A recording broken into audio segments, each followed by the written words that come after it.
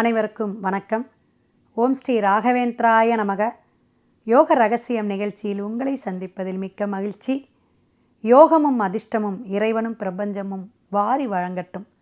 மிக சிறப்பான திங்கட்கிழமை 24ஆம் தேதி ஆகஸ்ட் மாதம் ஆவணி 7ஆம் தேதி பிறக்கக்கூடிய இன்றைய நாள் நல்ல நாளாகவும் உங்களுடைய வாழ்க்கையில் எல்லாமே ஏற்றமும் மாற்றமும் ஏற்படுத்தட்டும்னு வாழ்த்தி, இந்த திங்கட்கிழமை இறைவன் வழிபாடில் சிவனுக்கு உகந்த நாள்.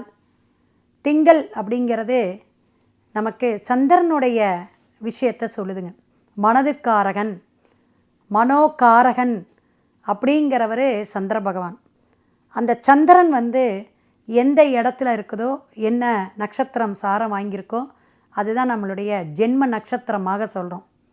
சந்திரனோட கிரகத்தில் இணைவுகள் ஏற்படுத்தும் போது அது சில மாற்றத்தை ஏற்படுத்தும். கண்டிப்பாக இப்போ 9 கிரகம், அதில் சந்திரன் 2.25 நாள் ஒவ்வொரு இடத்துலையும் பயணிக்கக்கூடிய பயண கிரகம்னு சொல்கிறோம். வெளிநாடு வெளியூர் போகக்கூடிய அமைப்பு. மனம் அப்படியே இப்போ பேசிக்கிட்டே இருக்கோம், எங்கேயோ போயிட்டு வரும். சிங்கப்பூர் அப்படின்னு நினச்சா போயிட்டு வந்துடுது மனசு.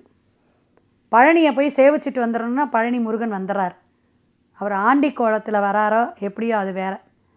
ஆனால் அந்த ஆண்டி கோலத்தில் இருக்கக்கூடிய பழனியை நம்ம ரொம்ப ஒரு சிறப்பு சொல்லணும். போகர் சித்தர் எல்லா மூலிகையை வச்சு ஆண்டு காலமாக அந்த சிலையை உருவாக்கிய வரலாற்று செய்தியெல்லாம் உண்டு. மருத்துவ குணம் உடைய சிலை உலகத்திலேயே எங்கே அப்படின்னா பழனி ஆண்டவருக்கு மட்டுமே உண்டு. இப்போ சென்னையில் பார்த்திங்கன்னா வடபழனியெல்லாம் இருக்குது. நிறைய இடத்துல, கோயம்புத்தூரில் கூட ஒரு பழனி ஆண்டவர் இருக்கார். ஆனால் நின்ற கோலத்தில் இருக்கக்கூடிய கோவிச்சுக்கிட்டு பழம் அப்படிங்கக்கூடிய விஷயத்துக்கு சண்டைங்க. என்ன பழம்? மாம்பழம். அந்த மாம்பழங்கிற முக்கணியில் ஒன்று மா பலா வாழை. அந்த மாம்பழத்துக்கு போய் சண்டை போட்டு போவோமா? அந்த செவ்வாய்ங்கிற ஒரு ஆதிக்கம் அவர்கிட்ட நிறையா இருக்குது. செவ்வாய் கிரகத்துக்கான உரித்தானவர் யார்? செவ்வேல் ஏறிய மங்கை வாழ்க, யானைத்தன் அணங்கு வாழ்க, மாழையிலா வள்ளி வாழ்கன்னு சொல்கிறாங்க.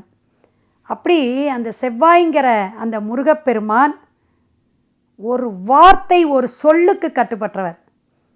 தாய் தந்தையே தூக்கி எறிஞ்சு நான் பார்த்துக்கிறேன், எனக்குன்னு ஒரு வீடு, எனக்குன்னு ஒரு மலை அப்படின்னு எனக்கு எதுவும் வேண்டாம், ஆடை ஆபரணம் எப்படிங்க, ஆடை ஆபரணம் வேண்டாம் அப்படின்னு ஒரே ஒரு துண்டு கோமணத்தோடு நின்ற கோலம் எது அப்படிங்கிற ஐதீகமாக அந்த உருவேற்றப்பட்ட ஒரு சிலை தான் முருகன் நின்ற அந்த பழனி ஆண்டவர். எத்தனை சித்தர்கள் வழிபாடு எடுத்த இடம். கணக்கம்பட்டியார்லாம் அங்கேயே தவமாக கடந்து அந்த மழையை அவருக்கே தெரியாத எத்தனை தடவை வலம் வந்தார், எத்தனை தடவை சுற்றினார், காடு மேடில் அணைஞ்சார் அப்படின்னு.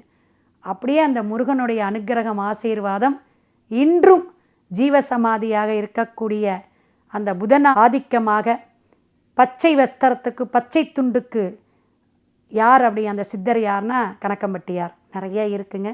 நாளை சந்திப்போம். சிவாய நம. திருச்சிற்றம்பலம்.